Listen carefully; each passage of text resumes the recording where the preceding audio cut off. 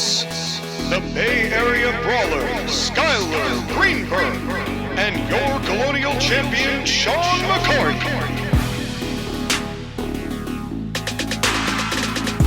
Welcome to the Court-Martail Podcast.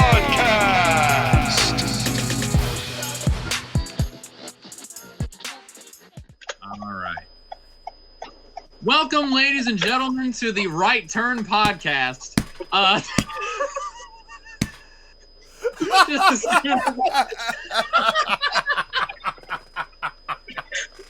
soon as I hit record, we're already doing a hairpin turn. Oh, God my name is JoshAgeddon. I am joined by Sean McCarty and Skylar. What's up, guys? Oh, oh, my back. Oh, fuck. Oh. Literally, Sean was like, "Hey, Joshua, why don't you start the podcast this time?" And I was like, "All right." And as soon as I hit record, Skylar's turn signal's like, what? Oh, you didn't ask me. You didn't clear that with me, good sir. See, so, this is the... You didn't. And also, just to be clear, it was a left turn, you jackass. Well, okay. Welcome, ladies and gentlemen, to the Left Turn Podcast. So I had an intro briefly in those 0.5 seconds that I pressed record, and then that happened, so it just flew out. Welcome to the Totally Awesome Podcast, as well as the Court-Martail Podcast, Technology Non-Withholding. Or non-withstanding, non-withholding. We're not holding anything back here on the Court-Martail Podcast or the Totally Awesome Podcast, because this reminds me of when I forget what we were recording, the three of us, but JoshAgeddon's like, "Welcome to the," and literally his entire equipment setup just dissolved in front of him, and just everything broke down instantly. Like his microphone just fell, his laptop fell. That was FCCG, my friend. Yes, as that was a classic time. We certainly know how to make things exciting, and the same cannot be said about the weekend called SummerSlam. I am your Colonial Champion, Sean McCarty, alongside the Bay Area Brawler, Skylar Greenberg, who is turning left consistently until he gets home or until he gets to the grocery store where he's picking up food to bring back home, of which we will hear 100% of. But in spite of that, how you doing, Skylar? Broadcasting live from my car, and I'm actually going to the local ice rink so I can go ice skating afterwards. I was gonna say, are you ice skating during the podcast? I'm like, I love this. I love this multitasking, Sky. Honestly, you should. Just every once in a while, we hear, "Oh, this is my thought on this one." Oh God. Well, first off, you jerks, I'm a better skater than either of you could be put together, so shut up. Cannot dispute that. Because, the way that I figured that, the way that Joshua described it, is you getting cross-checked into the boards in the middle of it, in the middle of analyzing a women's match. And it's like, well, Eos, and then here comes more. Yeah, but in any case, Skylar, you are, as the most pronounced ice skater of all of us. No judgment here. Thank you for skating laps around us. And you certainly, I was just listening back to episode 201 of the Court-Martail Podcast where we did the territory trivia, where you literally skated laps around JoshAgeddon. But thanks for the reminder. But we are not. It pays to listen to Jim Cornette. It sure does. But we don't care about Jim Cornette here tonight because Vince Russo clearly won the war this weekend. But let's talk about our overall thoughts of Night 1, or SummerSlam Saturday, or as I called it, or as I called it, Sausage Slam. I'll explain why in a minute. But your overall thoughts of the first night, JoshAgeddon. I thought Night 1 was fine. Honestly, you could say for both Night 1 and Night 2, the results are what mattered most. The execution was hit or miss. This was a show about, okay, correct result. Whereas, you know that old adage, it's not about the destination, it's how you get there? This show was honestly the opposite for some of the matches. But overall, I thought Night 1 was fine. Skylar? I love how Joshua makes his destination pun while I'm driving in the car. Just great symmetry right there. Yes, very much so. It's almost like we planned this. In a way. SummerSlam, and particularly Night 1, as Joshua pointed out, was very much about the destination. It was about the conclusion of stories and the beginning of stories and such, and how WWE continues to pawn off its shows for money and money and money and money and money and money and money. Okay, I've said money enough times. Well, here comes the money, but we have not hired Shane McMahon for the Court-Martail podcast, but wouldn't that be a run-in? And you already have him on CIW. That's right. Tune in actually this coming Saturday night. He'll be facing Kiadi Mundi from Star Wars. Did not mean... That is a match right there. Didn't mean to throw that plug in, but now that we're here, it's happening. Speaking of CIW, before we get into SummerSlam proper, might I have the floor real quick? I have a quick little something to get off my chest. Yes, please do. Ladies and gentlemen, our dear beloved gaggle of sycophants, fans, our nice little fan base. Wait. They're more than sycophants. They're all sycophants. Sycophants. I know. We both seen Sonic 3. I get it. 6 times and counting. Yeah. But for those of you that are listening to this podcast, either on my channel, JoshAgeddon 17, or the Court-Martail podcast, that also like our wrestling shows TAW and CIW, I have one simple request. Stop asking Sean when I'm coming back. Just full stop. I just find it 100% serious, all joking aside. I find it just a tad disrespectful that you're putting "Where's TAW" in a CIW comment section. If you're watching CIW or the Court-Martail podcast or White Knux OG, the comments, in my opinion, should have to do with what's in the video, not with what's not in the video.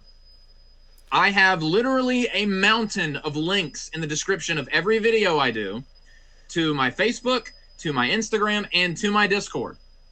Why are you asking Sean where I am, acting as if I have died or I've gone to some kind of castaway island? I'm not in the hyperbolic time chamber, ladies and gentlemen. Or the room of spirit and time, if you really feel like being an asshole.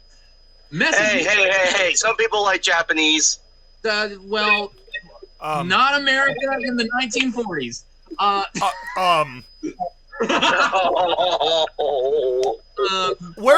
Okay, hold on. I think this is a good time for me to interject and just say, please keep commenting on the CIW. I don't really care. Just I need the engagement, please. No. Sean doesn't mind. Sean, I don't think minds it. But here's the thing. To be fair, though, most of the comments that ask when you're coming back are still making their own separate comment that they're liking the shows I'm doing. It's like they're saying good shows, which means they really like it. That means they're shouting. So, but they're still mentioning they like the CIW show. They're kind of mentioning it in kind of addendum of like any word on when you're coming back. So, but here's my comment about that. If I knew, it's not like I would tell y'all. I'll tell you. I'm planning on coming back in September. There you go. There you go. So shut up. Stop asking. So there you go. Wait, hold on. Wait. Wouldn't this be proof that peer pressure works? No, I was going to say it anyway. I was thinking about doing this before we even started recording. Ladies and gentlemen, I'm planning on bringing TAW back in September, but if you keep asking, I'm going to push it into October. If you keep asking after that, November's after that. Soon we're going to run out of 2026. Do you want to be the reason why TAW comes back in 2027? I'll just full on go down to just one match a year, and it's going to be a women's match. So I'm not even going to give you No. Don't test me, bro. By the way, we just got a report from Adam Schefter that TAW is coming back in September of 2027. So you heard it here first. Thanks, Schefter. Once again, I'm not dead. Stop acting as if I'm dead. Please, I'm just asking, be a tad more respectful of Sean's comments. I know he doesn't mind. I kind of do. Like, if Sean went on hiatus, and everyone was commenting on my stuff. Where's Sean? Where's CIW? I'd be a little annoyed. So just all I'm asking is just stay on point. And why are you asking Sean questions about me when you have access to me? If you have questions, ask me. You know what? If you shouldn't have questions, just answer them. Go ask Past Gen Gaming where TAW is.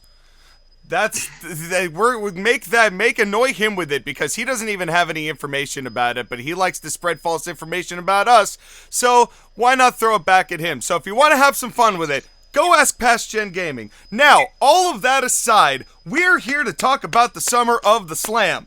Now, I mentioned... And you can go ahead and talk about that for a second, because my meatloaf is done. I'll be right back. Well, speaking of meatloaf, I said earlier that I called this show Sausage Slam.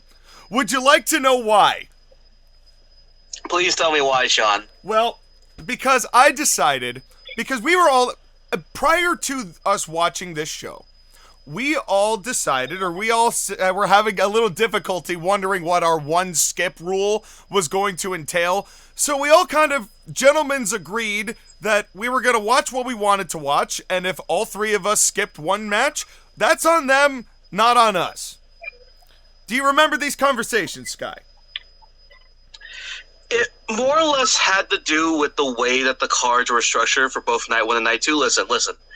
People, we are so far detached from the wrestling that to even do this review required us to go back into our trauma to watch our old favorite pastime that was corrupted by the senior citizen that's currently not there, but maybe isn't there, whatever. Look at what they did to my boy!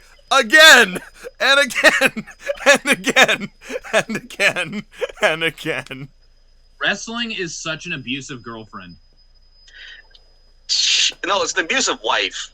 We're married to it. We are so henpecked. We are so henpecked. Like, I guess we're watching SummerSlam. And it's like, we don't even want to do it, but we always end up doing it. It's like the whole thing of, like, you have to watch, okay, time to watch Golden Girls again. I don't want to watch Golden Girls. You're going to watch Golden Girls. Sophia's hilarious. Yeah, and, well... Yes, but after you listen to the same joke 15 times in a row, it gets tiresome. But the point... Did you know White's character's dumb? Did you know that? And it's on that basis that I made the decision with all of that in mind, and I'm glad you brought up Golden Girls, Sky, because I like Golden Girls, but I don't watch Golden Girls, and I decided this weekend I was taking women's wrestling off. So welcome to Sausage Slam. And I did it on both nights. Those are all the matches I skipped. I watch all the men's stuff, and I left the women at home to cook. And I know they can cook. I know the women can cook, right? Don't get me wrong. They have great matches. But I was taking this weekend off, and I won't lie to you boys, I did not miss it. You didn't miss anything. I didn't feel like I would. I skipped one women's match, the 6-woman tag on this show. And I watched the women's world title match and the women's ladder match. It's not that they were awful or anything. You just didn't miss really anything. Well, I didn't feel like it was at a loss for the night, but as such, I will now defer to the two of you to talk about this opening match and all of the opening of the show, because I came in at the 6-man tag. So the floor is yours, and I will pop in with my snide commentary as necessary. Oh, okay. Speaking of snide commentary, before we even begin proper reviewing the first match, I just want to say right now, the sickos that are trying to harass Stephanie McMahon and Triple H's daughter, singing "God Bless America" or whatever, please stop. Get help. Go touch grass. I get that you may not like Triple H. I get that you may not like Stephanie. Why are we bullying a 20-year-old girl? Because they hurt my wrestling. I must burn everything down. And also, it kind of says something when WWE made sure that they did not have her last name out there, because if they put her last name out there, it would have been even worse. Yeah. Yeah, neckbeard's gonna neckbeard, unfortunately. That doesn't matter what genre we're talking about. Now, independent of her actual lineage and nepotism and whatever, she's not the best singer, but she was also pretty nervous. Keep trying, girl. I didn't hear what happened, so. I skip past it because I'm not the most patriotic person, so whenever I watch WrestleMania, God Bless America, immediate skip for me. Yeah, if we're going to go to Saudi Arabia next year, are they still going to sing God Bless America? Although I will listen to it the next time they do it in a Canadian arena, just so I can hear the absurd amount of heat that no heel on the show will get. Yeah. Sad. Oh, and speaking of sad, shall we go to the first match? We sure shall. Our opening contest was Io Sky versus Liv Morgan for the Women's World Championship. My general overview of the match, I thought it was better than their Queen of the Ring finals match. And I actually think this is probably the best match of Liv Morgan's career. Not saying a whole lot. The only thing I didn't like about this match, honestly, was the outcome, and that's just because I don't like Liv Morgan. Can I interject here real quickly before you get into that? Was there a reason why Io couldn't have won this match? I was confused after she beat Liv Morgan at Queen of the Ring to get this match, why she couldn't have just won this championship. Because trouble. Liv Morgan is the current blonde woman favorite of WWE. Trouble. That's her. Yeah, I forgot she beat Ronda Rousey 3 times. My bad. Yeah. Look. Here's the thing. Regardless of whether you think Liv Morgan is good or not, it is currently very obvious that she is the one with all the political clout right now. Yeah, she does. No doubt about that. I mean, the running joke was that she had not defended the belt whatsoever since she won it at Mania amongst the Smarks. And they do bring up a good point. Why should she keep the belt if she's not going to defend it? They brought it up on commentary. Well, moreover, why is Rhea Ripley keeping the belt when she's injured? Why are we doing an interim champion while we're on that subject? I know that's tomorrow, but like, on that same basis, if no one's defending these belts, what are we doing here? And don't look at me and CIW and go, well, you do it because I'm an EFED and they're actual wrestling. They have no excuse. Because they simultaneously wub Liv Morgan and wub Rhea Ripley, but hate that they have to take women's wrestling seriously. This company so badly wants to have their cake and eat it too. They just want that. They so badly have always wanted to just be a men's company with the women being a sideshow. But the fact that they've been forced to make women more prominent, they both hate it and do it at the same time. That's the way it, because they so obviously don't care. And the other thing, too, also is that they don't want to put in the effort to try and make new stars. That's why they want to keep the ones that they have around. Which, to be honest, can be applied to the men's division, too. We'll get to that when we get to that. Anyways, beside that fact, the other thing, too, also we have to keep in mind is that, like, because it's a merged company, it's TKO, so it's UFC and WWE. And UFC also does the interim stuff with their champions. And trust me, Sean, is just as frustrating over there, too. Well, but that's kind of my problem. When in WWE have we ever seen them do this?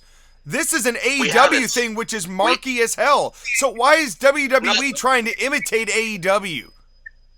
No, Sean. They're trying to imitate UFC. That's worse.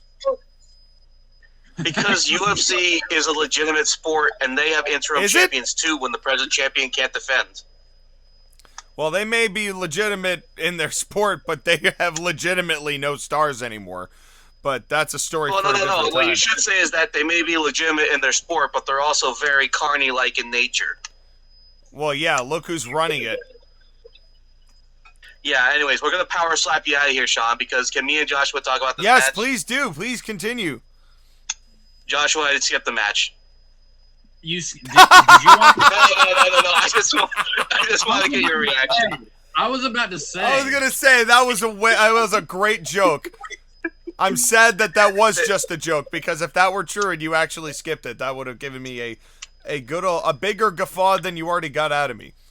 Go on. But here's the thing, though, is that, like, did I even need to watch this match? The thing also with WWE's booking of the women's division is that it's predictable as hell, especially with certain groups of women.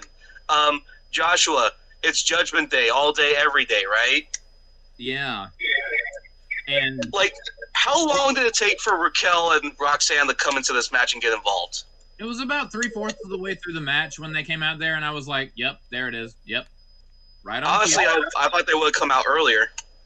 They did give them a decent chunk of the match where it was just a match before the Judgment Day McFuckery train started. I hate this stable. How has this stable been around for 3.5 years? 4 years? Just good lord. And they do the same shit every single fucking time. I hate it so fucking much. Yeah, I mean, Io's great, and Liv, when she's in there with someone who, you know, is good at wrestling, which it's the women's division, take some slim pickings there, she can have a good match when she's carried to one. And there was some cool stuff. I liked the diving code breaker. That was cool. I like the finish, although Michael Cole is an idiot and not very good at doing his job, which, welcome to... Also, the sky is blue and water is wet.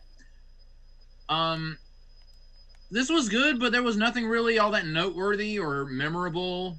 Are we at the point now where we're saying it's a Liv Morgan match? Yeah. Because, like, it's the same spots, it's the same interference things, it's the same bullshit this, bullshit that. Io did the Oblivion at one point, and it looked better than when Liv does it. Everyone who does Liv's Oblivion makes it look better than Liv does. Because Every one of them. Because they're better wrestlers than she is. She's not good. Okay, here's the thing I have to ask with Liv Morgan. Is the merchandise that she sells enough for how average she is as a wrestler? It's not even the merchandise. It's the way she looks. She has sex appeal, and that's it. Yeah, and she doesn't even really have that much personality either, from what I've seen. No, she does not. I mean, she's a... Nah, I can't say that. I'll say it. She's an ethot. I've been saying this for years, bro. Like, that is her personality. She is a modern woman. I hate that pun so much. But he's not wrong. I mean, the thing is they finally figured out how to market it. But you know, kind of to your point on the Judgment Day, everybody, and this is also applicable to the Bloodline, which has been around longer than the NWO too. Everybody got on Eric Bischoff for rehashing the same storyline until the company folded.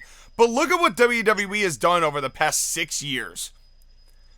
It has been 2 factions and then everybody else.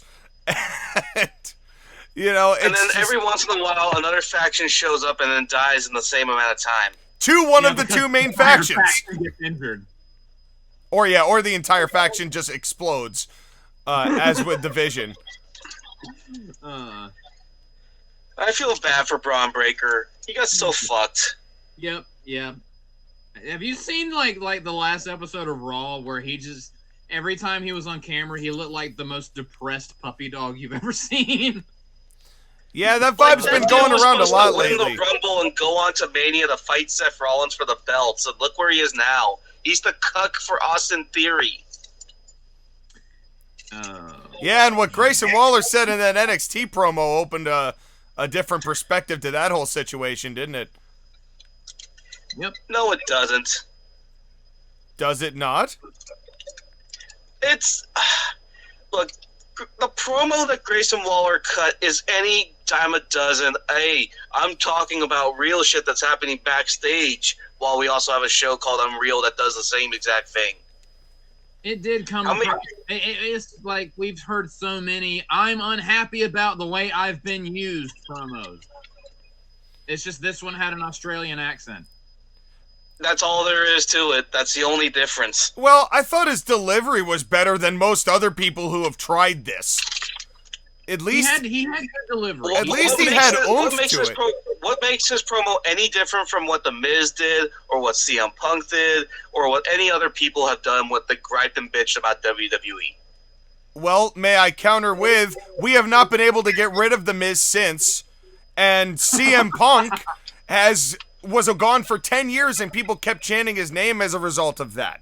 So every time that it has happened with some level of consequence, except for AJ Lee, it has actually mattered to some degree. And anyone who's clearly imitated it, like MJF, they've tried to make halfway decent, but of course that is inherently going to fail given the nature of where that happened. But here's the thing: is Grayson Waller have the same star potential as CM Punk or The Miz? Potentially. He's not 1,000 years old. I mean, Sean, he's got...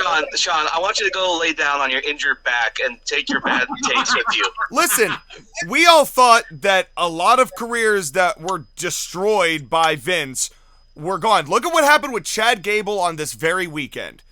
And you're telling me that Grayson Waller can't figure it out to get something to click that'll make somebody deem the AI algorithm worthy of his appearance on the main roster, if it mattered. Maybe if he works hard enough, he can be the Liv Morgan of the men's division. Which means we won't be able to get rid of him. Hence, my point is proven. And so, what's Australian for trouble? Yes. But anyways, side tangents aside, I got nothing else on this Liv Morgan Io Sky match. I mean, again, it's a Liv Morgan Io Sky match. You've seen one, you've seen them all. They've wrestled each other so much. Also, that didn't help at all. It was probably the best match they've had together, but that's not saying a lot. Again, back to my I hate Michael Cole tangent. The finish was actually kind of cool. Liv Morgan goes for the Oblivion, but Io does the headstand out of it, but Michael Cole sells it like she actually spiked her on her head, even though she rolled through it. Then Liv Morgan hits an immediate code breaker and then actually hits the Oblivion for the first time, actually hits it, and Michael Cole's like, she hit it a second time! And I'm like, fucking hate Michael Cole. And then she got the 1, 2, 3. Oh. And then I started booing. Both because of Michael Cole and Liv Morgan winning things. The sheer amount of accolades that Liv Morgan has makes me depressed because welcome to life on Earth where mediocrity you'll win many, many awards. At least Charlotte could wrestle from time to time. And her, Liv getting the Charlotte push is just painful. It was painful watching her beat Ronda Rousey 3 times with a wiffle ball bat. And, I hate to keep... She lost that one, okay? She lost that match. Yeah, because she got choked out in between Ronda's thighs and there was female fluid all over. Yeah, I'm the pretty ring. sure she came that night, didn't she? Yeah, that's the one. Yeah, so I think she still came out a winner there. I have nothing but disgust for that. Well, maybe a men's 6-man tag will cheer you up, Sky? You had me at men, you lost me at 6-man tag. Can I win you back with Solo Sikoa, LA Knight, and the third man in this equation? Royce Keys versus the Usos and Jacob Fatu, aka the Gears of War, by our DLC. Sean, I have a question for you. No. Well, you're going to answer the question anyways. Is Royce Keys the worst name in WWE right now? Now that JC Mateo's been fired? Probably. I'm sure there are some NXT names or whatever, any of those Fatal Influence ladies that are probably, who I refuse to learn their shitty names. As they... I mean, what's the name for Santana who came over? Cruz Montana. Which is fucking... That's pretty bad. But in any... All you had to do was call him Montana Cruz. Or just... No. How about just... the Santana part was the part that was the problem. Because of the... Like, just name him Mike Santana. Yeah, well... Or Santana Cruz. Actually, no, Santa Cruz County would sue him. Well, let me put it this way. I think that no matter what his name is, he's got a better chance of making a long-lasting impact in wrestling than Royce Keys Hobbs does currently. I know he had some moments in this 6-man tag, but I am not enthusiastic regarding his long-term career. I think it's too too late for Powerhouse Hobbs. He's too old. He didn't get the learning when he needed it. He's too green and he doesn't know what he's doing. He's too Wait, old. hold on. Did I describe Powerhouse Hobbs or Jade Cargill? I can't tell. It's if only Mace Windu were here to tell them that he is too old. But so the Usos. Sean, go ahead. Yeah. Sean, since me and Skylar gave basically opinions on the first match, and you were like, "Yep, that's the thing that happened that I didn't watch." Give us your general overview of this 6-man tag team match. Well, fairly, I kept interrupting you two trying to talk about the match, and we ended up getting sidetracked a whole mess. So that's I don't. We're talking about things that were more interesting than the Liv Morgan Io Sky Well, match. I suppose that's fair. Well, the first thing is that when I saw Jacob Fatu come out in the wolf mask, I'm like, let me guess, they're in the game. Somebody confirmed for me that they're DLC, but I'm guessing that they're DLC. Not a single Minnesotan cared about Powerhouse Hobbs. And that's kind of where I was like, oh no. He also has very shitty music. Well, yeah, but people cheer for... I mean, this crowd was kind of mid all night. Crowd was not what the second night's crowd was, to be fair. No, that's true. Still, it was... Even when he got, like, the quote-unquote hot tag, the people were like, yeah... Oh. Yeah. It was kind of rough. They cheered the fuck out of LA Knight. They cheered the fuck out of Solo Sikoa, and Royce Keys was there. Yeah, it was the LA Knight Solo Sikoa show and their friend Royce Keys. To the point where Again, I hate to say it, but he was the token black guy. Yes, he was. And that's probably the only reason why this wasn't a handicap match. And this would have been God bless you, but anyway, it's crazy to me. It is actually crazy to me how LA Knight has not lost the crowd reaction at all, given the way that he has been booked for the past calendar year. Granted, he's fucked up a fair amount of times, so he's done it to himself, but it is amazing to me how little momentum he's lost with this crowd. The people love him. That's how it is. How? But, with the booking that they've done with him. How? If anything, the booking against him has made the people love him even more. Yeah, it makes him sympathetic. Yeah, I suppose so. Because I just don't get it. Sean, more than LA Knight, I have to admit something I never thought I would say. And oh, yes, I've been waiting for this. Recorded. I have been waiting for this because I knew it was coming. Go on. Sean, you were absolutely right. Solo Sikoa is amazing. It's my dude. He's come such a long way.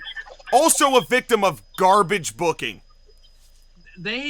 Why have they just now gone, he's kind of funny, let's make him a somewhat silly but still badass babyface? Why are they just now doing this with him? I know the answer is because the people that run the show are stupid, but why are they just now doing this? Imagine he had pinned any of the top stars of consequence in singles matches. So this is the only time I've ever seen someone that was Samoan run it back, and I actually liked it because it was making fun of my least favorite wrestler in the company. I still hated it. But that's how it works. But that's why it works, because one, nobody likes Jey Uso anymore. He's properly a heel now. Literally this match I thought was pretty good, but the quality kind of nosedived whenever Jey Uso got tagged in.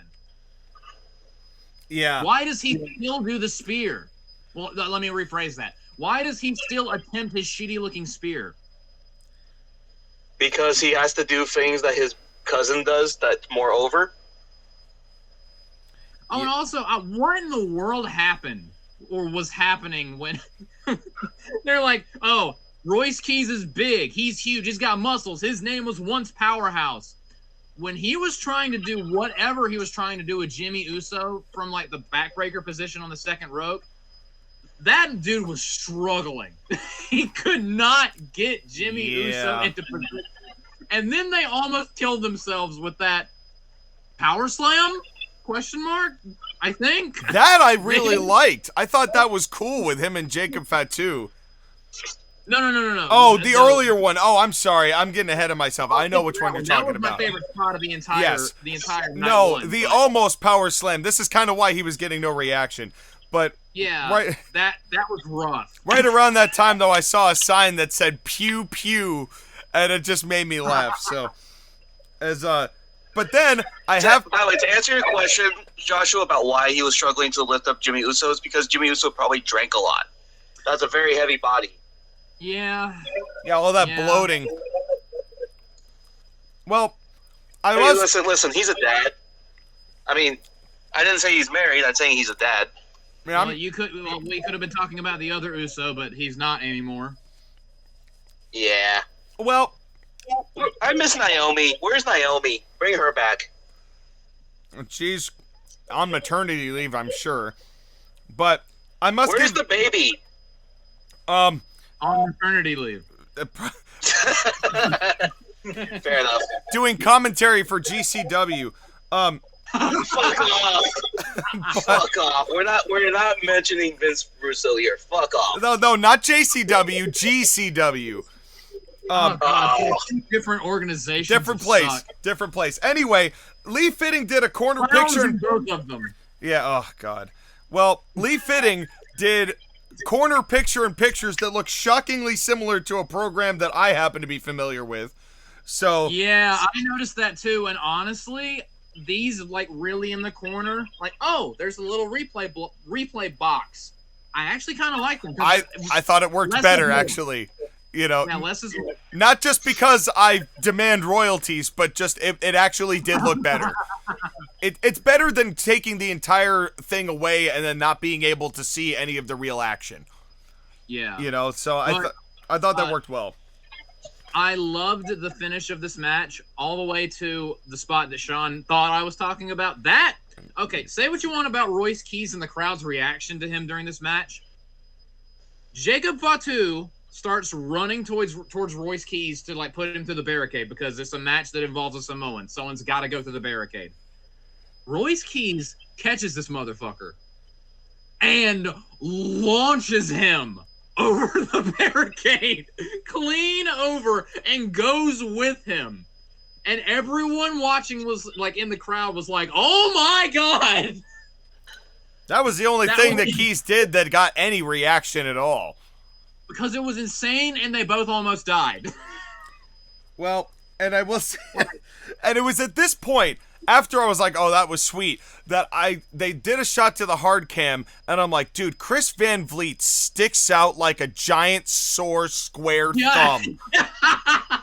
You know, I was waiting. I was like, when is Sean going to mention that Chris Van Vliet's big fat head was right in the middle of it? And it made me think that there is somewhere an E-Federation that could make a great square-headed tag team. The Blockers, not the Rockers, the Blockers of Square Jaw McGraw, Zack Sabre Jr., and Chris Van Vliet. The potential is there. I leave it in the hands of whoever deems it capable. But you can have that one. But in any case. But anyway. No, but there are plenty of you out there who will make a solid attempt at it. Yeah, there are plenty of you out there that are making your own CAW show that looks very similar to mine, and that doesn't piss me off at all. Where are my royalties? But anyway. Hey, watch out. Joshua's going to get his mom and his lawyer involved. Yeah, absolutely. I would call you on my cell phone, but I don't have it right now. But more on this. But, I would call you on the cell phone if I had one. Sorry. Happy one away. Happy's back. I'm just gonna text you both some NDAs, Joshua. You'll get this one in a little bit. Just wedding day. Sign this when you have the time, will you? Anyway,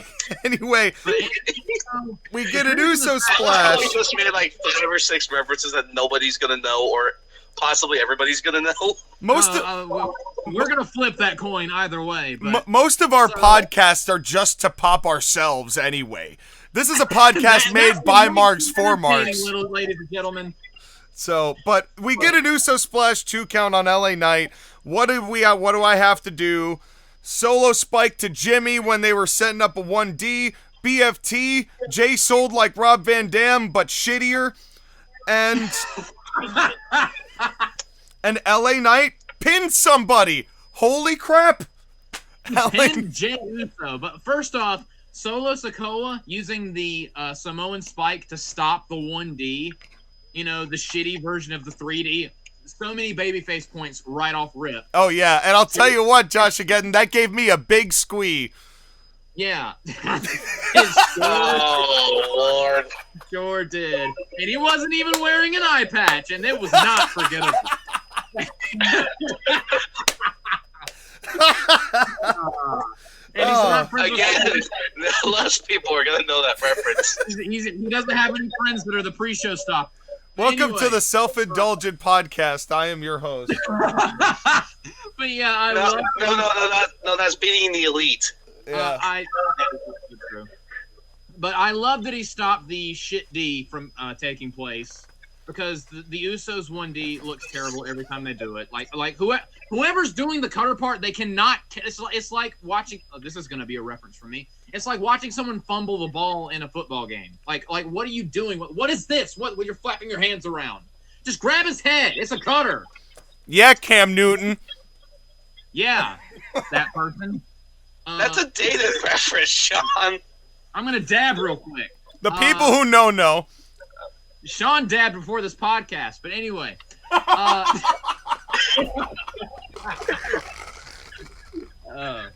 He's nursing a back injury. He's been carrying this podcast for so long. That's right. But anyway. But yeah, and I am very happy that LA Knight, for one, I'm just glad that he spiked Jey Uso on the top of his head. And then he pinned him. So this 6-man tag gets a thumbs up from one thumb up, not both because it had Jey Uso in it, but one solid thumb up. Is that thumb going to the throat? No, I'm not breaking up a 1D yet. Well, Come on, Joshua. Admit it. If you got the chance to throw a punch at Jey Uso, you would. Probably. And no, if I was in the crowd and he decided to run it back, they better hope that I didn't get my katana past security. if Jey Uso started yeeting outside the doors of your Pizza Hut at 11 at night, what would you do? I would get arrested. And not because of any kind of suspicious texts on my phone. If he got a whole bunch of people on the street tweaking to yeet with him right outside the door, what would you do? My car would need to go to the shop because I would rack up a lot of points pretending that I'm Android 17 running over people. You need to call. Anyway, let's move on before I actually. You could just say GTA 6, God. But you know what? It was fine. I liked this match. It was a 6-man tag. It was fine for what it was. But for what it could have been, it was fine. And to the shock of no one, the superior of the two 6-person tags on this night. Well, I only saw one, so. Same, but I didn't have to watch the other one to know it would suck. Yeah, well, that's fair.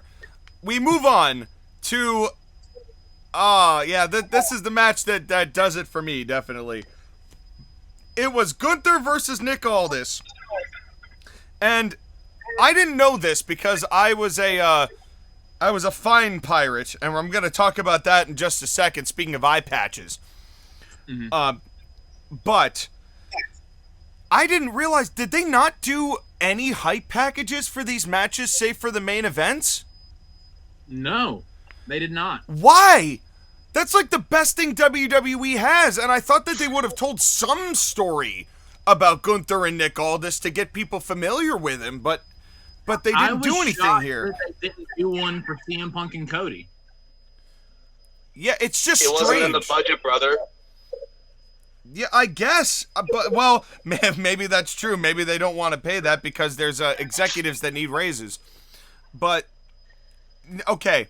Now, if you smell what The Rock is cooking. Well, exactly. And seeing how his movies aren't bringing in revenue, he's got to get it somehow. But in any case, now speaking of revenue, I just mentioned I was a pirate. But I got to tell you, boys, this match being sponsored by the General just got me mad. Uh-oh. Because I'm sitting here like, oh, this match is being sponsored by the General. The General, when you need a break, Yeah, I need a break from these fucking ads, bro. I'm so done with this fucking horse shit. Everything was an ad. The whole show was ads. Even when you get most of them skipped because somebody's just ripping it from somewhere, you still cannot escape the ads. It's just painful. Now, Sean, let me ask you a question. Yeah. You've complimented in the past when Gunther gets sponsored by the General because it fits his gimmick. Yeah, that was fun once. Not every time you see the human being. Oh, the ring general's here. Fair. Yeah. I want to be like that General commercial and speed away in the sports car. Now, Sean, I caught something during this match, and I want to know if you caught it. It was a Michael Cole moment. I was going to say, was it chlamydia? And was it the flu? You might have that. I don't know. I haven't checked. Turn your head and cough real quick. But so I can't stand up. My back hurts.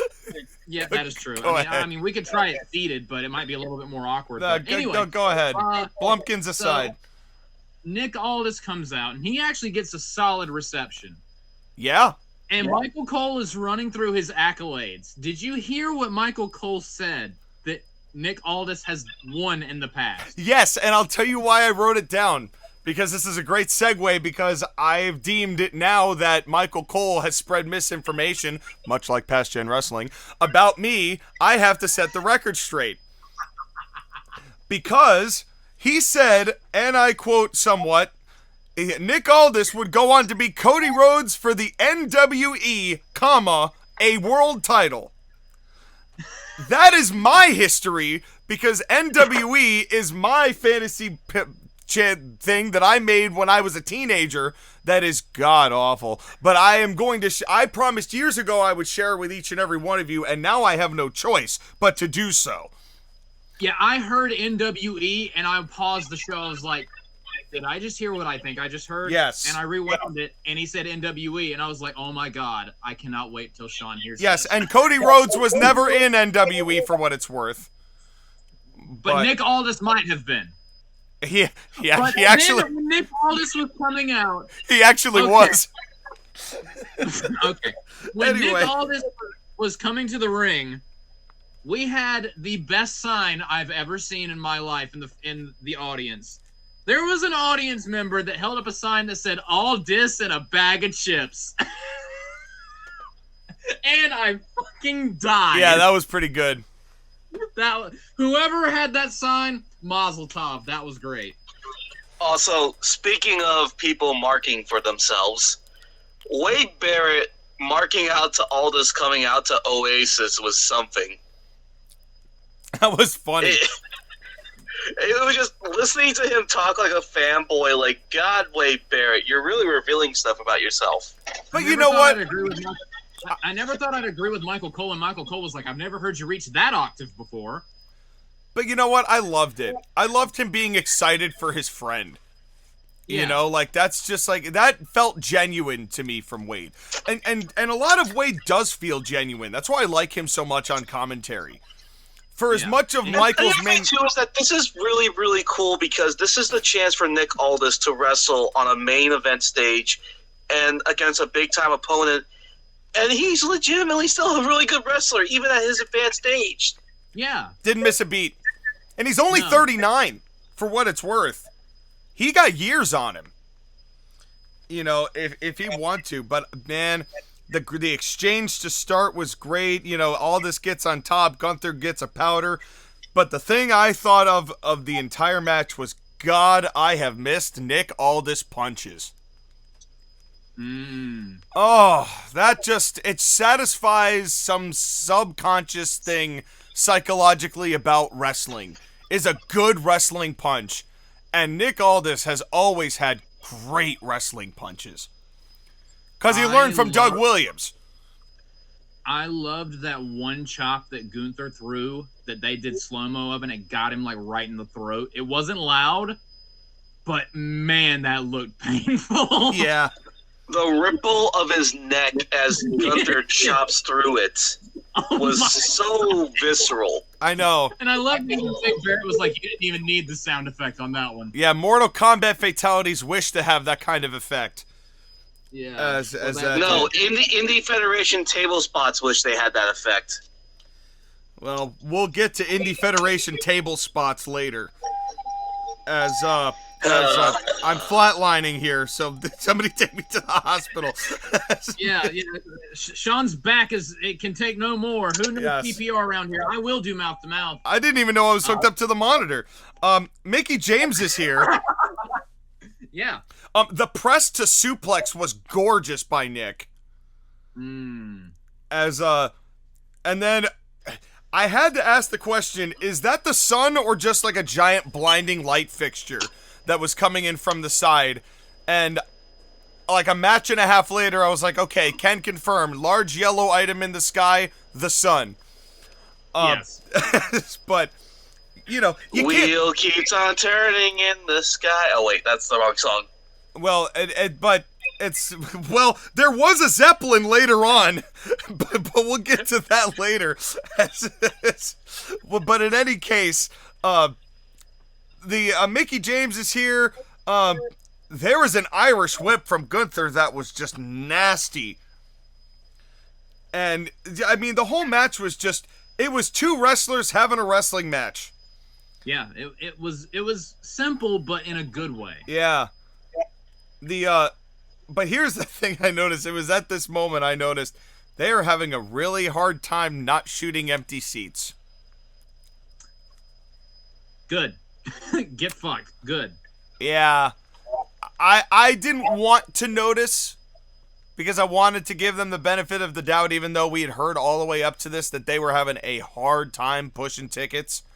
But even with them selling tickets for $25 leading up to the show, yeah, man, it was tough. Well, here's the thing, John, is that, like, do you know how many people they sat in the arena that night? Did they do an attendance figure, by the way? Did they have somebody come out and reveal it? I didn't see any of that. I skipped past it every time. No, they did not, which is very telling. Very revealing. But go ahead, Tyler. They did 36,683. Oh. Do you know how many people can fit in that stadium? Like 80,000, isn't it? 66. Yeah. Ooh. So they sold half a stadium. Yeah, they didn't come anywhere close to executing Order 66. Ouch. They're still alive. Yeah, Kiadi Mundi's wrestling Shane McMahon this Saturday night. I couldn't help it. I couldn't help it. I my head against the sun visor in my car. Sorry.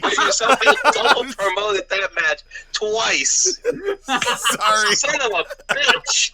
But you got to admit, Sky, you set me up perfectly for that, though. It was a perfect I love setup. doing these shows. Listen, you cannot complain about WWE's advertisements. I can't. When you do the exact same thing, you bitch. You know what? Buy my book when I finish writing it.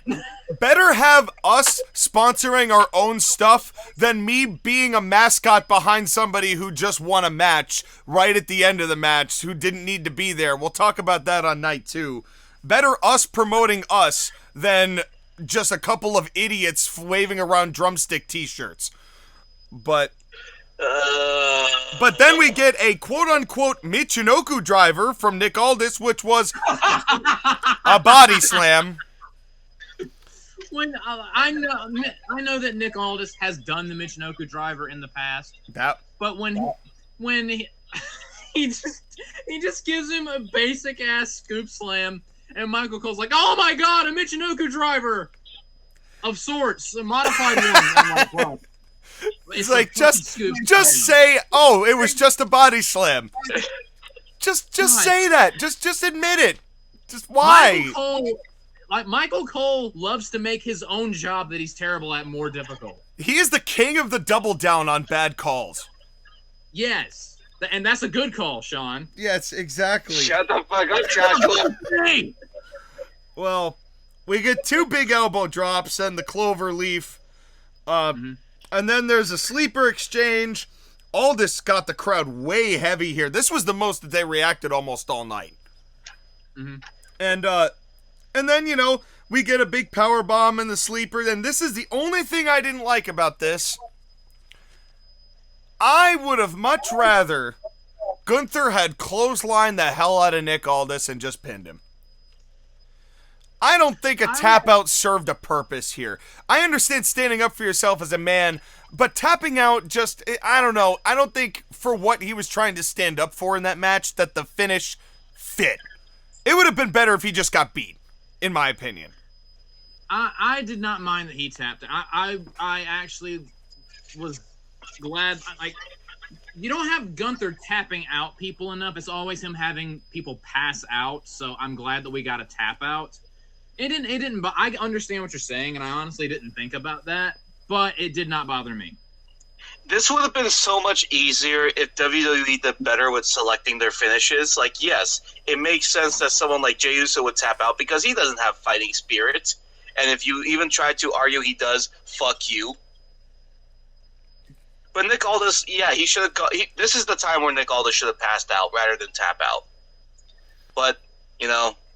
WWE, right? Yeah, it's what it is. And to be fair, it didn't really overall hurt the match.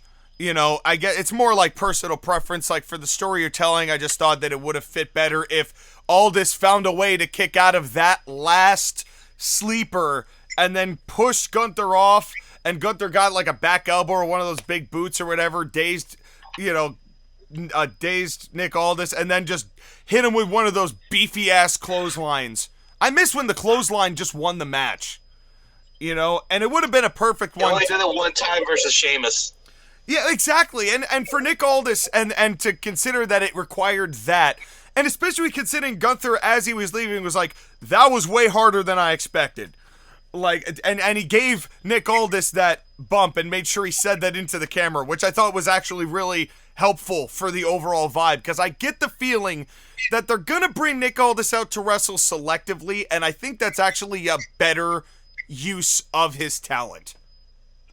Guarantee you we'll see him in the Royal Rumble. Yeah, let's cherry pick this one, and see when we want to use him the most, and I think that's gonna be much better on the whole. But yeah, all in all, this was my favorite match on night one. I loved it. It was a great, it wasn't my favorite Gunther match ever. It wasn't my favorite Nick Aldis match ever, but it was really good. And I'm glad Nick Aldis had the opportunity to do this. Because I've always been high on Nick Aldis. You both know this. Mm-hmm. I thought you were always high on your own shit. That too. Well, rule number 4, never get high on your own supply. Or was that not what you were talking about? The 4th rule of Popo's training was don't break Popo's stuff. That's, well... Oh, wait, that's the 6th rule of Popo's training. Never mind. Remember the pecking order, Skyler. I thought the 6th level of fatness was... Oh, hell no! Anyway, so then we get a family moment, then there's a big blimp. And now we... Here we go. It is time for Street Fighter. It is Cody Captain Guile Grimm versus CM Punk. No, you're forgetting the women's match that happened in the middle. Oh my God, you're so right, because again, sausage slam. So I must once again defer and get high on my own supply. Give me one moment. Sean, Skyler, go break Popo's stuff real quick since we're just breaking the rules now. Yeah, hold on. If you boys would allow me to have the rant now. Well, just real quick, I did not watch the 6-woman tag because I had better things to do than to waste my time and watch people make me want to stop watching wrestling in general. Skyler, you have the floor. And agreed. I also did not watch this match, but I would like to rant here, so I'm going to. Oh, boy.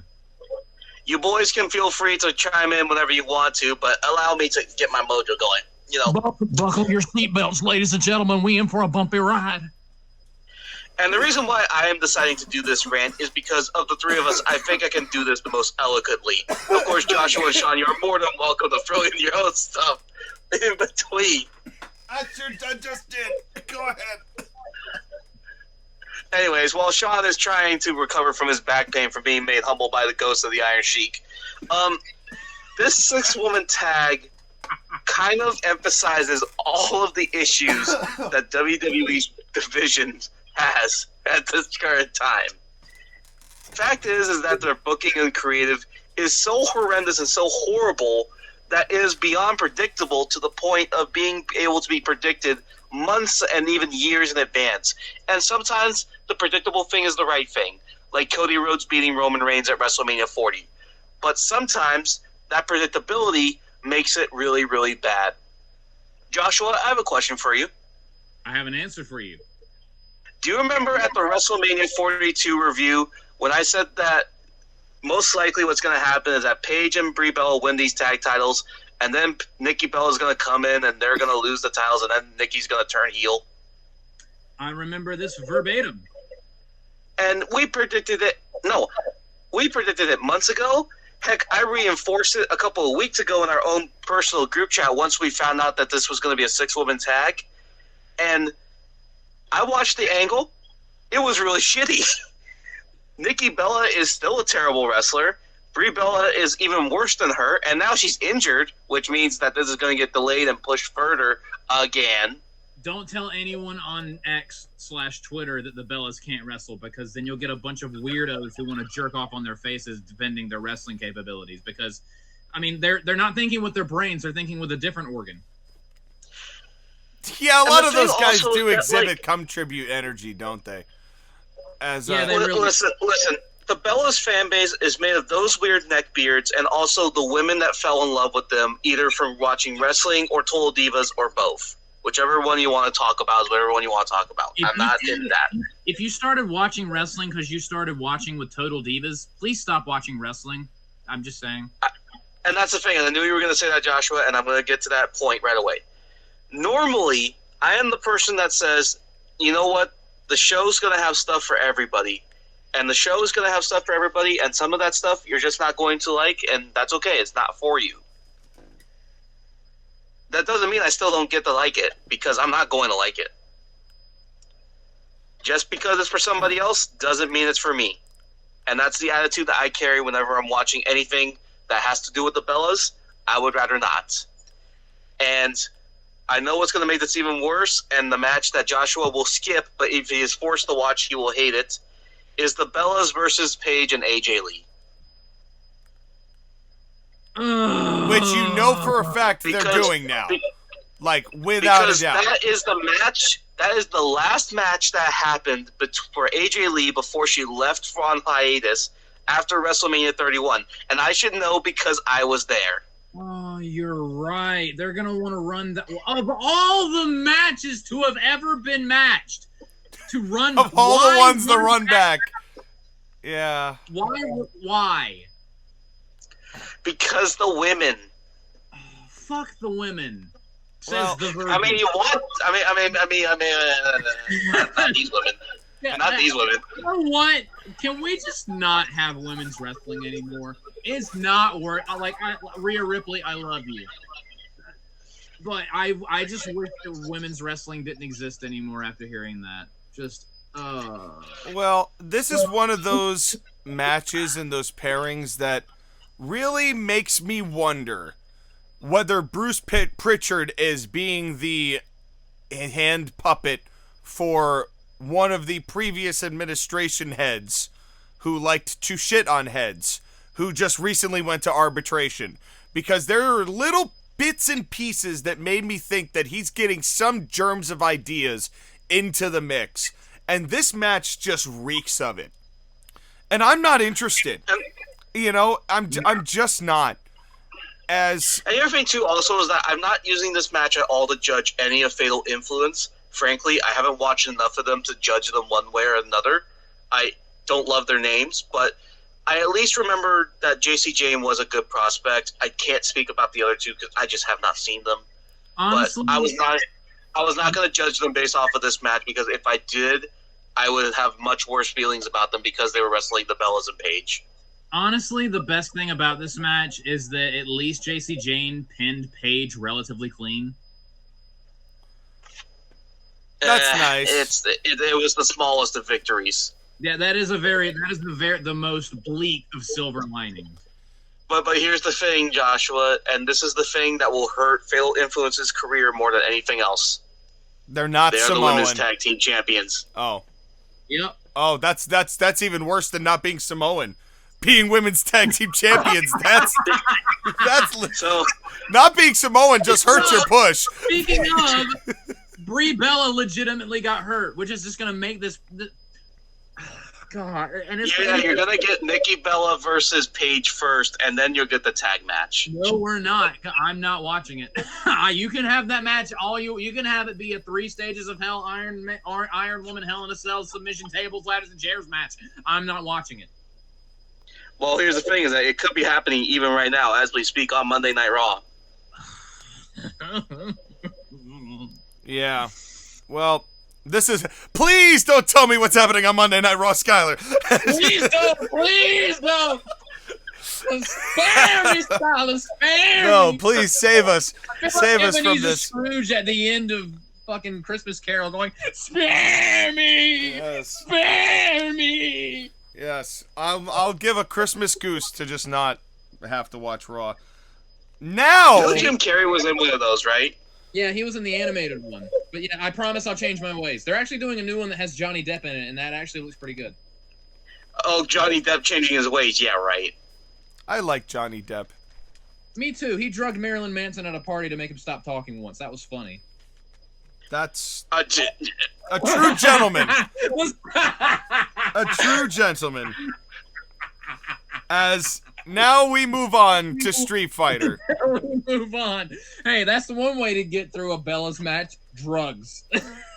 Well, no amount of drugs you could give me through a Bella's match. yeah, it wasn't happening for me. But we move on. When's the last time we watched a show where all 3 of us skipped something? May I hazard a guess what the last time it was? Probably women. I was about to say something involving women. Probably a multi-women thing that we were was the last just... show that all 3 of us reviewed? Mania? WrestleMania. Yeah, but I don't think we all... Listen, I know we cut down on our shows. Look at what the B shows have been giving us, okay? It hasn't been much better. We only reviewed Night of Champions because Sami Zayn won. And, 9 days later. Yeah, and boy, look at how well that worked out for him this weekend.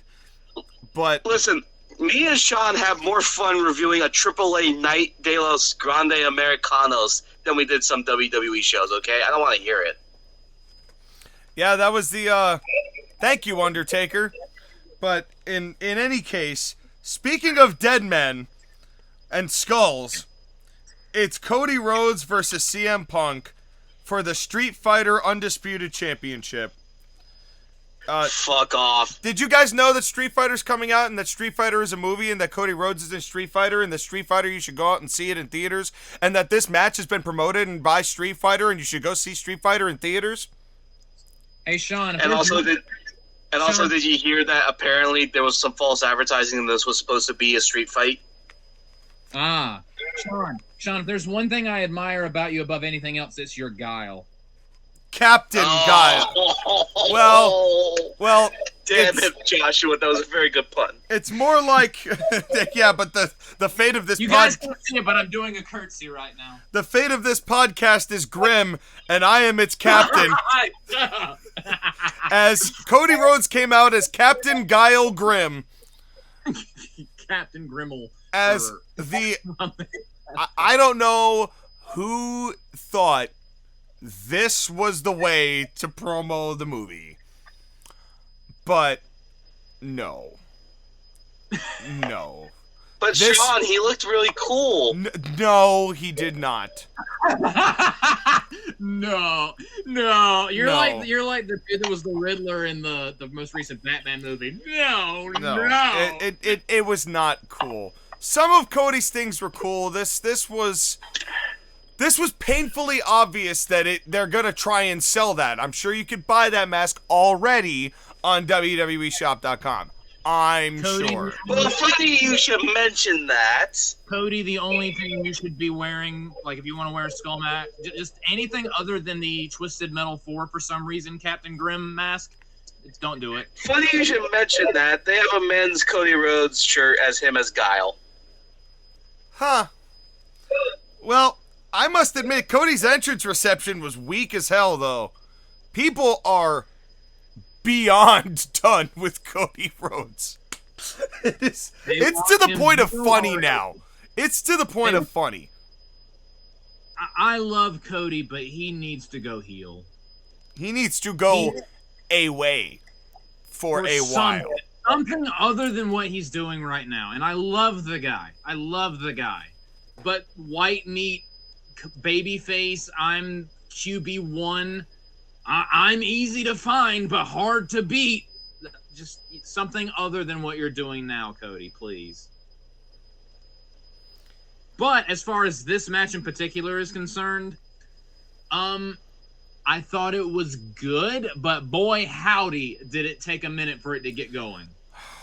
My God. The crowd did not want to get into they got them into the match, but it was a struggle. And see, I had like the opposite feeling about it because I thought it was great at first, and then it just kept going. And then it kept going. And then it kept going. And then it kept going. And I think it ended. Your boy. I think it ended at some point. Because it was just long. Good, but long. And the crowd, was very much stuck in Taffy the whole match. I do want to point out, since we are going through entrances, CM Punk is very lucky that he dressed as a Minnesota North Star gear and not Green Bay Packer gear in Minnesota, of all places. Like, come on, man. I figured he can't be that dumb. I looked at him like, no, there's no way. Unless they're actually properly turning him heel tonight. Which, no. And I must admit, while we're on the subject, Skylar, you gave me flowers earlier about Solo Sikoa. We had a chat a couple weeks ago, I think, and I asked you both, if they were to turn somebody for this match, who would they turn and why? And you both didn't answer the prompt and said, they're not going to turn anybody. And I said, that's not the prompt. And so I finally got you both to answer the prompt and said, well, I agree with you both that they're not going to turn anybody. And wouldn't you know who won the pony? Nobody turned. Because this company has a severe lack of testicles. Because Cody Rhodes doesn't want to be a heel. And CM Punk is too popular right now. Right, and also, I was so worried. The one thing about this match that I'm happy about is Cody didn't get the belt back, because the last thing we need is babyface Cody with the title again. That would have been death. But if you had to, I was so worried that they were going to do, let's turn another iconic babyface heel against Cody. That'll get people to cheer him, because it worked so well with John Cena, worked so well with Randy Orton, or it could have until you Pat McAfee all over the place. I'm glad they didn't turn CM Punk heel, and honestly, they shouldn't turn CM Punk heel. That again, I said this already, and I've said this before. They have got to turn Cody heel. It has been time. It's been. But he doesn't want to be a heel. Cody, get your head out of your ass. First take the Captain Grimm helmet off and remove your head from your own anus. You know who else didn't want to turn heel? John Cena? Hulk Hogan. And I kind of, because I kind of more relate Cody's ego to Hogan than I do John Cena. John Cena did want to turn heel. It's Vince who did not want to turn him heel. That's quite true. And so it's but anyway, I'm glad we got that walking down the hall shot of CM Punk that accomplished I forget what. To make him look like Discount Goldberg? Yeah, by the way, can I just mention how much I despise the fact that they have glamorized Gorilla so much? It's like they've bedazzled that whole area. It's mostly just for Unreal. I know that's what it is. It's for all their documentaries so they can remain well lit. But I don't know. It doesn't feel like a production room. It feels like another theater stage with a couple of headsets in it. You know, and I don't know. Well, it's all performative. It's all performative. I know. I'm just old and crusty, and my back hurts. You're literally the performance center. I know. Oh, boo! But then we get silence. Joshua's puns are advancing. Yes, they are. They are. Stage 4 Punanoma. They're almost. I don't know how many, but you know, Joshua and I have been doing this for 9 years, and I don't know. You and I have traded a lot of puns. I would say probably between the two of us, we've hit at least over 9,000. But in any case, then then like most of the time after a bad pun of mine, there's silence before we get it's clobbering time, and then we get the music, and I thought that was a nice change. And we got the Little Nate title hair flip, and he does that little flip before he does the title. Okay, Alicia, aka Ursula Taylor. And I said both Ursula and Medusa want their hair back. And I wish that I had turned to stone because, anyway, as we got a collar and elbow tie-up. Yay! Yeah. I loved the Bobby Eaton head scissors from CM Punk. You know how to speak to me. All we needed was more Big Cat Ernie Ladd. They started targeting Cody's arm. It was nice and methodical, and very, very methodical. But it was, I'm not even gonna go through the whole thing. But let me ask you both a question, because everybody's been putting it on YouTube or on Facebook, and I didn't want to bring it up, but a lot of people have brought it up. What happened to the bottom of CM Punk's trunks? I know not of what you speak. Gravity? Because there was a very dark spot at the bottom of his trunks that grew throughout the entire match. Maybe he's been Z-packed again. It was, maybe, perhaps. And my thought is maybe it's just... this time, so... I thought maybe it was just sweat, but everybody, all the CM Punk instant haters were like, ha ha ha, he shit himself. Which I don't think is what happened. He's not Stone Cold in the Longest Yard. I don't think that happened. But I still was like, what is that, though? I'm usually more concerned with the opposite side of his body around the same area, because that one tattoo that's on his leg kind of looks like a dick sometimes. True. That is quite true. Cody sold the arm, Punk sold the knee. I don't know if I like the Cody cutter. I've been back and forth on it. I'm still just meh on the whole move in general. It honestly depends on who's taking it, because some people can take it and it looks amazing. Yes. And then you have people and you're like, eh. Yeah. And speaking of things that nobody cares about, we got a figure 4. Yeah. I will say there was one counter at a point in this match that I thought was fantastic. Okay, it is a little bit later in the match, but when Cody goes for the spinning Alabama slam and Punk rolled through into the Anaconda Vice, that was awesome. That was slick. I really, really like that. There were a lot of cool things in this matchup, honestly. They did a lot of good stuff. It was late in the match, and they did the double bridge and actually landed it. And this is the first time that I can remember Cody actually landing it with somebody, because the last 2 or 3 times he's tried to do it this late stage in his matches, and they've both fallen. I think he tried to do it with Cena, and it failed.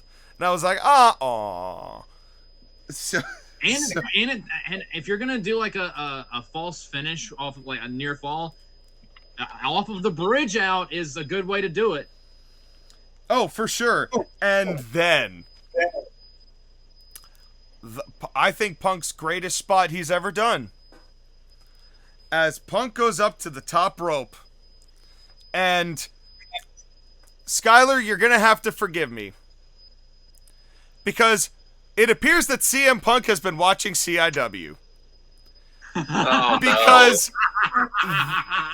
this was Hashtag 30%. hashtag, although that's on average, and this was about 4% connect on this moonsault. And I'm like, Punk, I appreciate your moxie, but do not do that again. Just stick to what you know. It made me think of that one, really, really good, no one really talks about it, match between CM Punk and John Cena at Night of Champions 2012. That is such a good match, although CM Punk tries a moonsault, and the same exact thing happened. Where Cena, like, I didn't even have to roll out of the way. Yeah. Shall we make jokes about this moonsault? CM Punk, sometimes when people ask what the CM stands for, he'll legit say crooked moonsault. I guess Charlotte Flair has been teaching him more than just how to do a shitty figure 4.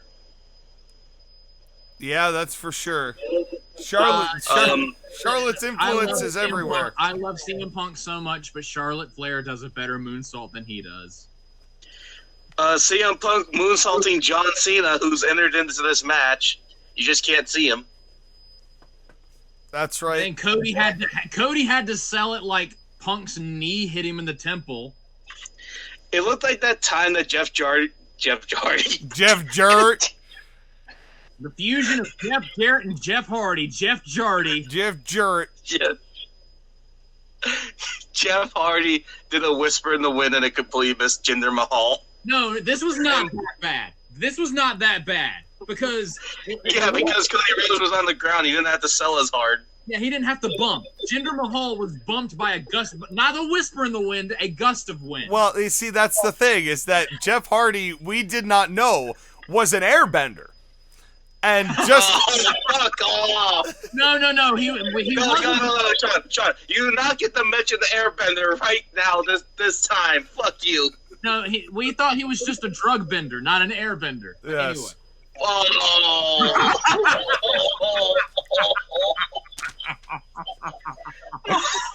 What? Quickly becoming one of our favorite episodes. One of my favorite episodes. See, here's the thing: is that neither of you guys even watched the Avatar: The Last Airbender, and I did. Fuck you both. I saw I'm gonna hurt Skylar so bad right now with what I'm about to say. I've seen the M. Night Shyamalan movie.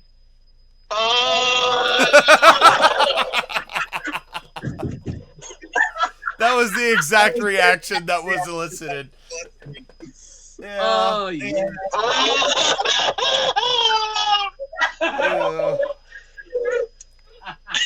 Well, pain! I'm in more pain than Sean right now. Well, Punk tried to elbow Cody Rhodes and landed feet first through the table. Hey, Skylar, you know who my favorite Avatar character? Not Aang, Ong. Well, Joshua, I swear to God, I swear to everything on Earth, I hope you don't get your phone back. Well, you know what? Fair enough. Looks like this podcast is in a jam. Space Jam. Anyway, the movie I haven't seen?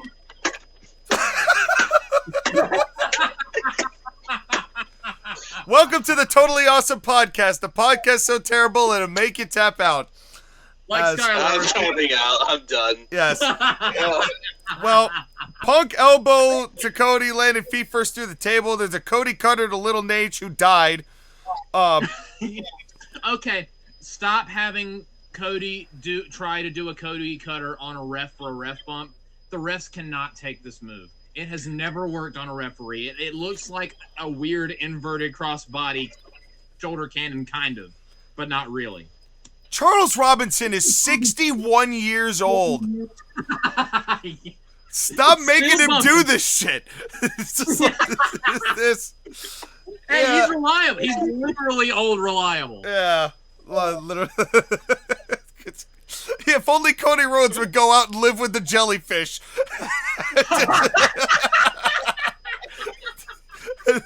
I'll give him a week. He comes out at WrestleMania with like a SpongeBob skull helmet. Yeah. Yeah. Well, anyway, Or the Krusty I Krab. don't know. Do you give Cody Rhodes 11 minutes? Give him a Krusty Krab. I wish this match went 11 minutes as opposed to the 30 it went. But anyway, Randy Orton comes in, does an RKO, winks at the camera, and leaves. Punk didn't see it and retains. I like that Randy's back, and I'm glad that Cody didn't win the belt back. So this match, honestly, if the crowd wasn't asleep for the first half and it was like maybe 5 minutes shorter, I'm not going to go the Shawn route and have it be 30 minutes shorter. Maybe just shave off 5 minutes. No. It didn't have to be 30 minutes shorter. It could have been like a 25-minute match. Yeah, exactly. Just less ref bumps like Little Nate. And I mean, here's the thing. It was cool to have Randy Orton come in, RKO, and leave. Mm-hmm. I mean, it's what Randy Orton does at this point, but, it works every time. I'm just glad. I was kind of worried that he was going to try to punt Cody, but I don't want Randy to break his own leg again. And although I will say, it was kind of like when Randy Orton winked, I'm like, oh, God, how many people are going to get wet from that? Well, there's one. Okay. Well, neither turned. It was fine. It went too long, but it was good. I like the match was still fine. It just took forever. But it was fine. I didn't really have any sizable complaints about it, all things considered. Except for the moonsault. CM Punk, never do it again. Yeah, that was painful. And on top Stop of that, trying to do moonsaults. Just do your elbow drop. And on top of that, Cody, also don't try to do the moonsault again, because the last time you did a moonsault, it looked like a weird, wacky crossbody. So, Cody and Punk, no more moonsault. Well, and the thing that is good Sean, about what this... was a piece of advice that Dusty always used to tell people? Don't do shit you don't know how to do, baby. Indeed it was. But the thing that makes me happy about this is, A, Cody Rhodes, for the first time in what seems like forever, is getting a non-title feud. And maybe, just maybe, though I know the incompetence tells me otherwise, they might just get to tell the Cody and Randy Orton story that they should have told leading up to WrestleMania if they weren't just trying to sell tickets and bum rushing all the major angles all at the same time. Now they might actually be able to flesh a feud out of some description, for which I am somewhat cautiously excited for. Meanwhile, CM Punk... They'll ruin with the week-to-week TV angles. Well, and these, Orton will be able to bring some more out of Cody, I think, than Cody's been doing lately. And I hope that helps. But, I know the people are going to cheer for Randy and not Cody, right? Well, maybe that's what they need to finally actually have the balls to go through with a Cody heel turn. Please, I'm begging you. I'm actually begging. I don't think it's gonna happen, but it didn't happen here because we got what we got, but we were not done on the night because we had... Hold on, Joshua, I have a question for you. All right. What would you want more? Cody Rhodes heel turn or a girlfriend from South Carolina?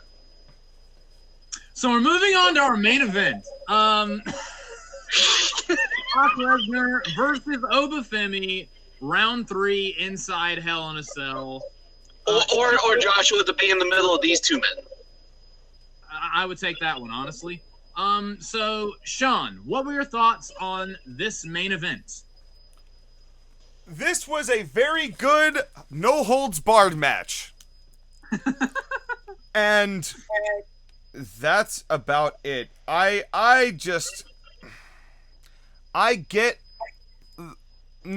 can't say I even get what they were trying to do. This whole match was kind of pointless to me.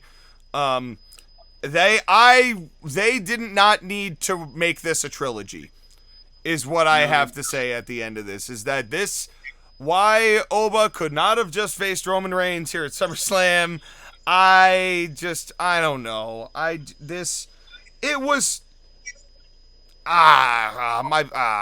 to Skylar. I 100% agree, but yeah, Skylar, you once again have the floor. But Brock Lesnar gets the main event in Minneapolis.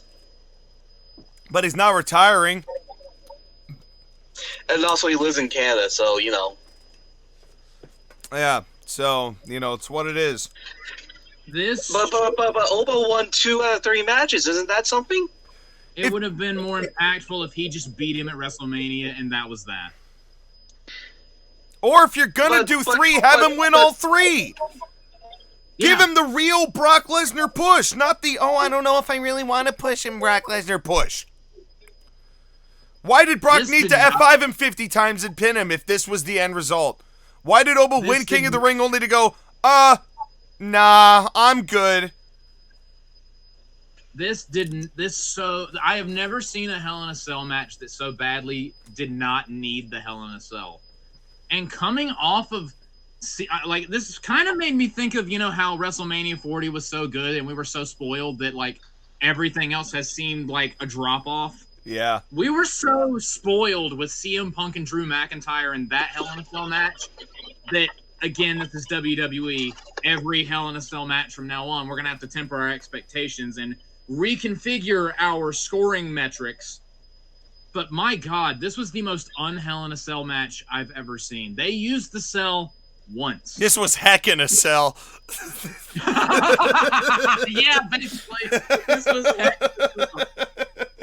Okay, so Joshua, Sean, is it okay if I bring in some of the stuff that I happen to know on the insidery stuff?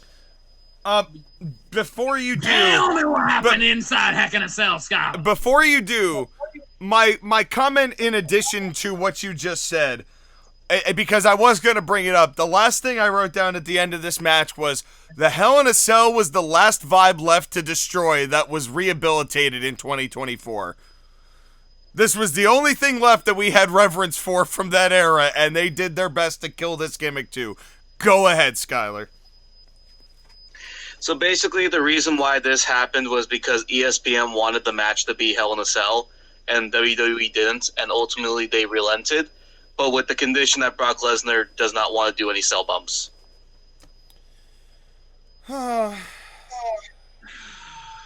Yeah. Those deep sighs, folks, are why we only review a couple shows a year. Me and Sean had the exact same reaction. Yeah, neither of you guys were bumping your head against a car windshield. Yeah, because that was as a result of our shenanigans, not TKO's just soullessness. Brock throw Oba into the cell a bunch of times. Yeah, because Brock was the one throwing Oba. He didn't want to take any bumps. The only bump that remotely resembled being on the cell was when they broke a table through it. And that was it. And the rest of this match was just, it was a great no-holds-barred match with a bunch of metal around it. And my one big thing, I mean, I don't even think we really even need to talk about this match. It's F5s, German suplexes, and fall from grace, and that's basically the whole thing. And also, although we will say these were the 2 weakest looking falls from grace I've ever seen in my life. Yeah. Well, and Brock is an elderly man. He doesn't want to have to fall from high places. The only thing I really liked in this match was Brock tombstoning Oba on the wood. Well, I like that. That's when the crowd really started getting into the match, and 10 seconds later the match was over. Well, I will say this as kind of an addendum to that. You know how we always say that wrestlers should not be allowed around basic tools? The canvas was pre-cut for Brock. They're like, you know what? Better not to leave that in the wrestler's hands. Just let him get a corner and just rip it up. They idiot-proofed the ring for Brock? The gimmick, yes, they pre-tore the canvas for it. So he could tear it. It was a perfect square. They had it ready. And I'm like, you know what? This is smart. This was smart to do. Because we have seen... There's the one guy in wrestling that knows how to use tools. I know, but the last time when Braun Strowman did a giant, C-section on the canvas, as they knew they can't use it. They can't do it. And what show was I actually have a scar on my forehead from hitting it into the car windshield. Yeah, calm down, New Jack. It's Oh my God. I'm actually grading the show lower as we go forward. Honestly, after you told me why this was a cell match and why we got what we got, that honestly took off half a point for me. For night. Stupid. That is so painfully where we are right now, stupid. Well, that's... I mean... They pre-tore the ring for Brock Lesnar. He should be able to do it on his... Oh, fuck me. Yeah, well, we get a chair punch and a fall from grace not on the boards because he's a babyface. And 1, 2, 3. That also annoyed me. Like, dude, you wanna finish this thing off with a bang? Power bomb Brock through the wooden boards. Break the damn ring. Instead, he power bombed him on 2 sets of canvas pads. Yes. And Brock Lesnar was not going to take a bump into the steel cage. He was not going to take a bump on the wooden boards. The only thing this match lacked was a disqualification finish, honestly. Oh, fuck off. and the cell being red and red lights. Yeah. Oh, I also love the good old days. We didn't just have Slim Jim logos on the table. We also had video game whatever logos on the chairs too. Oh God, this is God. And between these two guys, I thought we were gonna have all of these Gears of War, and instead we just ended up with Animal Crossing. And I'm just sad because this match could have, again, the potential here was huge, but it really gets to feel like all WWE cares about is selling the potential. And No, not selling the potential, selling anything for money. yes, including potential. But delivery on same is not as high in the cards. And the sad thing is, I think Brock really put his heart into this as much as he could. He didn't want it to be a Hell in a Cell, so he probably made the best of it because he's trying to get Oba over. I've never seen him so passionate about trying to help somebody in this business. But at the same time, is it not the same things we've been bitching about for every administration, even if it's to help get Oba over, to have Brock in another SummerSlam main event? It's like I like Brock, and I don't mind. Like, again, I didn't mind this, but at the same time, it's one of those matches that I think has completely exemplified why we have the opinions that we have about the state of WWE and TKO as a whole, and why we overall really, none of us are above watching the entire wrestling industry sink down the drain. As we've all said it at one point or another, and you know, I just this main event was so disappointing. It was Sun IR disappoint, as it was. Yeah, it was nice for Oba to stand tall at the end of night 2, but again, the results were the highlights, the thumbs up, the yeah. results. Not so much how we got those results. Well, let's move on to ratings for the whole show, unless there's anything else you want to talk about this main event, Sky. No. All right, well then we will begin with you, Sky, when it comes to the overall rating of night 1. I mean, here's the thing. I still enjoyed the majority of the night 1 that I watched. It's just you have to supplement what you can with what you don't want to do, and I am not watching anything involving the Bellas and Paige. And while I did not skip that Liv Morgan Io Sky match, the second it was announced, I knew how it was going to go down, and it more or less played out how I thought. And that's the issue with WWE. It's pretty much all predictable, and it's not entertaining in its predictableness. That's not saying like anything bad on the talent. I like most of the wrestlers that I saw tonight. It's just this company is mired in stagnant ideas and just does not help. Now, I will say this, spoiler for night 2, it was a better show. So that one will definitely get a higher grade. But finding out that the ring was pre-cut for Brock Lesnar takes this from a 6 to a 5. Oh, fuck damn. that. Damn. All right, well, that's sharp and pointy. And speaking of sharp and pointy, JoshAgeddon, your rating for night 1. Well, I'm having something sharp and pointy removed from my phone by the police as we speak. But anyway, so glad we all decided not to talk about this before the show started. But anyway, I've basically said how I felt about this show overall, like at the beginning. This was not a bad show. There's just so many WWE TKO isms that it makes it difficult to enjoy anything. This was a come for the results, deal with the way we get the results, and try to survive it as best you can. Night 2 was definitely better. Definitely better, which is weird because on paper, Night 1 you would think would be better than Night 2, but again, there's a difference between on paper and what we actually get. Similar to Skylar, I originally was going to give this a 6.5 out of 10, but when Skylar told me why the Hell in a Cell match we got was the way we got it and why, a few of my brain cells and a little bit of my hope for humanity died hearing that, so I'm cutting it down to a 6 out of 10 for Night 1. Well, I abandoned the women. There was milk that needed picking up. And, except the girlfriend. The girlfriend is wonderful. Yeah, of course. Yeah, that's right. Who I was not going to talk about at this point in time, but we will at some point. But I would rather we can get this part of the show too if you want to. I'd rather spend time with my lady than watch any of Night 1 again. You know, and Ooh. I mean, and I'm not just saying that for my lady's sake. I'm saying that because genuinely, like, yeah, I don't know. It was fine. It was a whole heap of fine. It was a fine show. But it's SummerSlam. Isn't it supposed to be a rock your socks off second biggest show of the year kind of vibe? And it just felt like this was a roided up Raw.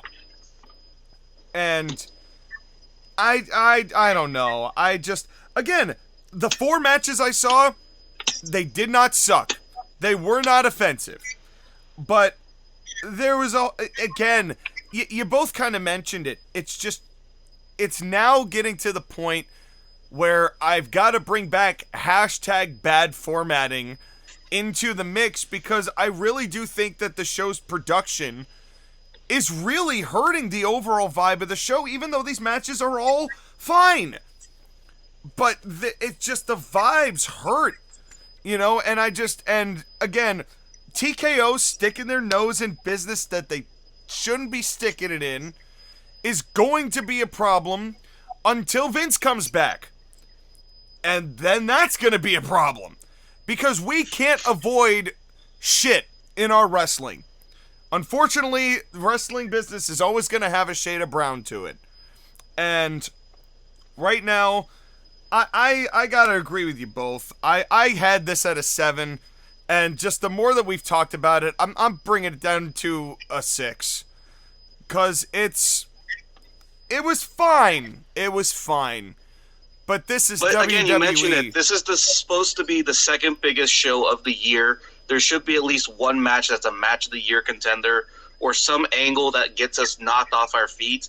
And it just, none of it happened. Just didn't do that. I mean, at least on this night. The second night had a little bit more of that, but this did not feel like the second biggest show of the year. Yeah. Yeah, for sure. And you know, maybe Randy coming back.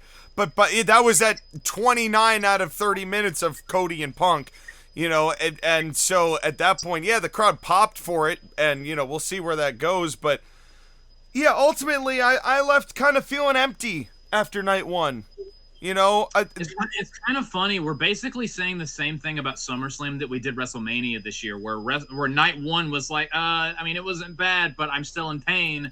And then Night 2 made us feel better because it's going to hurt us for a little while, but then it's going to lure us back in with its charms and its wiles like an abusive ex-wife. Yeah. This is the second time we've said that on this very podcast. And Night 1, as we wrap this up and potentially segue into the second night, I will finish my overall thoughts of Night 1 with this. I feel like SummerSlam Night 1 was getting a big quart of pork lo mein from whatever Chinese place you like. And I ate it, and it was delicious. But after an hour, I was still hungry. And so, that is how we are going to call Night 1, is a big heap of Chinese food. We're all hungry in an hour. What does your fortune cookie say? We'll go read ours as we take this commercial break, and we'll be right back for Night 2 right after this.